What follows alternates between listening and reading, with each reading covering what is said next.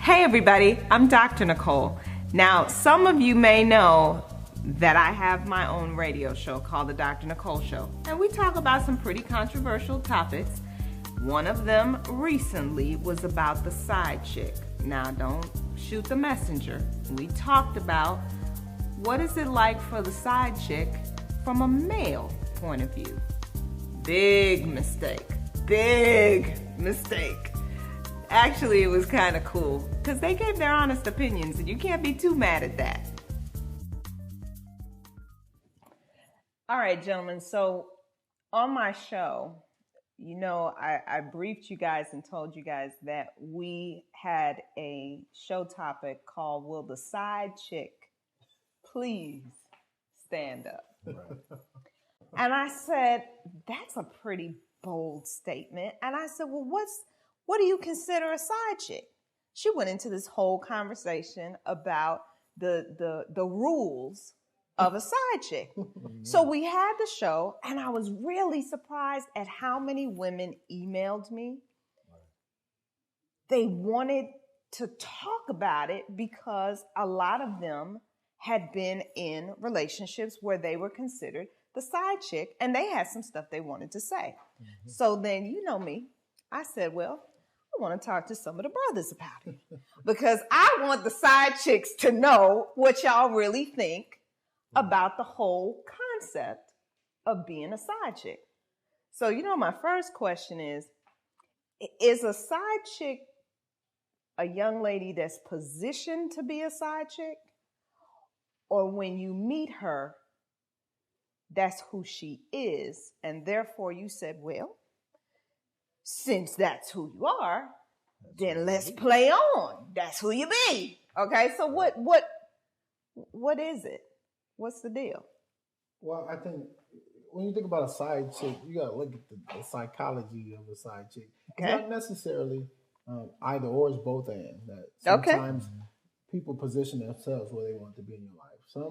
Some people do not feel they're worthy of being, you know, that main chick, or it may be too much pressure, or if they're not ready, they're not at that season in your life where they want to commit on a high level, and so they kind of put themselves in a category, because a man is not going to keep investing in you to be number one when you're doing number two and number three type tendencies.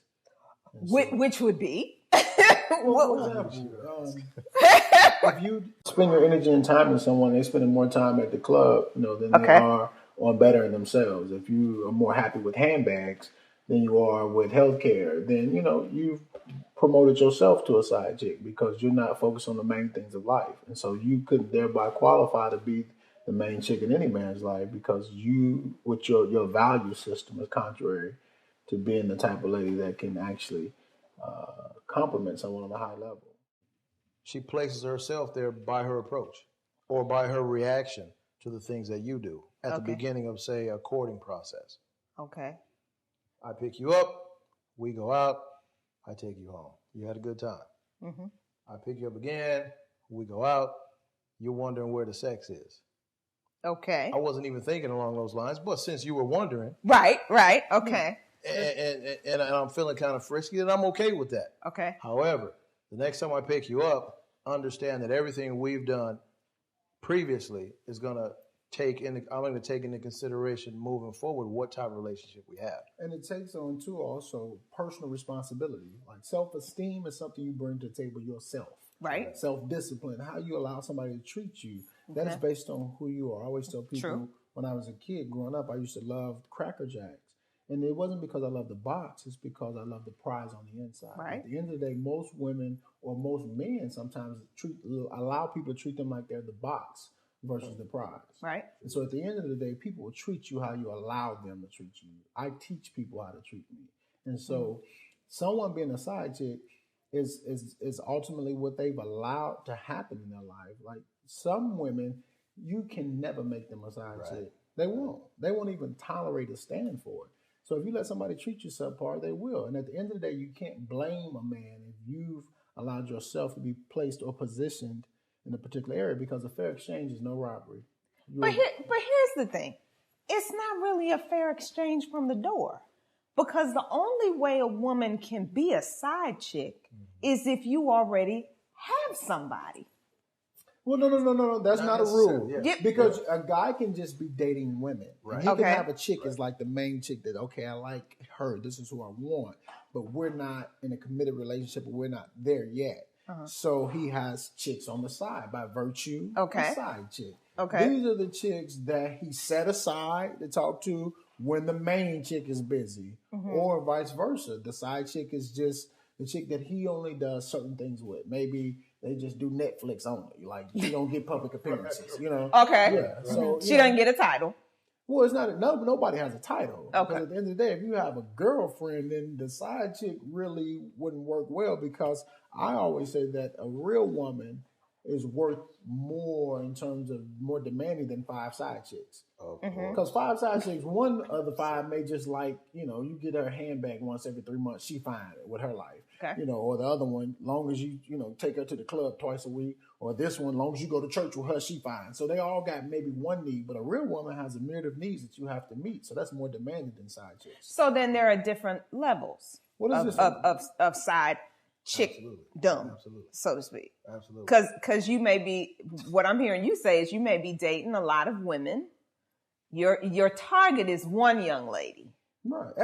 But you're dating some other women until this one comes through. Yeah, if you're in a Camry, you always eyeing a Jaguar. Okay. But at the end of the day, when do you ever stop and say what you've got is enough? Because the other level is, well, I got the Jaguar. I wanted the Jaguar. I got the Jaguar. But now my side chick, because in the traditional sense of side chick, we being nice about it.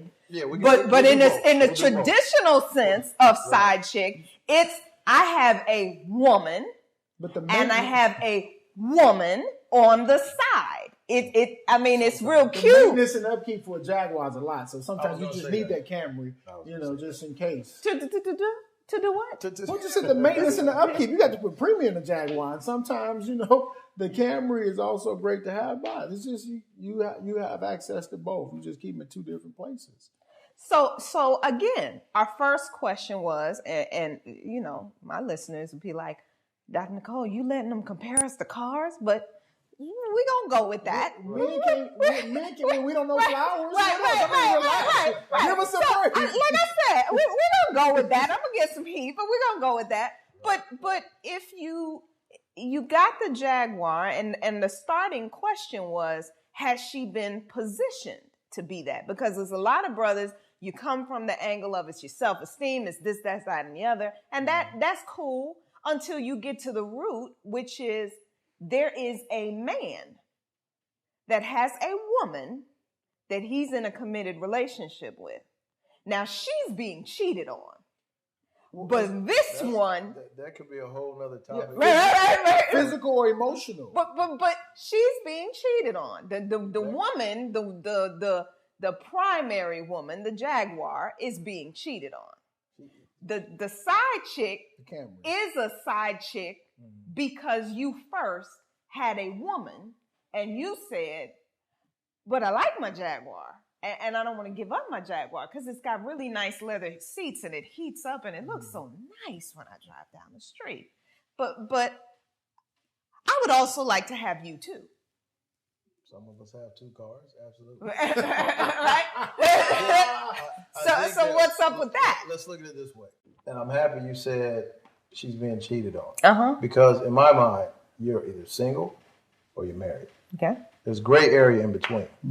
That gray area, I could have a different idea on what that gray area is than you do. And if you don't communicate with me your idea or accept my communication of my idea about it, then that's when we kind of run into issues.